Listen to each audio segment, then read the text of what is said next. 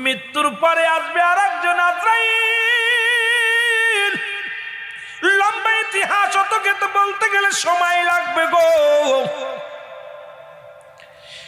আজরাইল আলাইহিস সালাম জানটা যখন বাইর করে নিয়ে যাবে, আসবে কিরির পরে কবরে যখন শোয়াইবে, আসবে একজন ফেরেশতা, নাম হলো নুমান ফেরেশতা। জোরে বল আল্লাহু আকবার।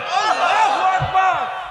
বাদানটা আমরা জানি কবরে শোয়াইলে মনকার নেকির আছে। বাবা শোনো, মনকার নেকির সওয়ালের আগে আসবে একজন ফেরেশতা, নাম হলো তার নুমান ফেরেশতা।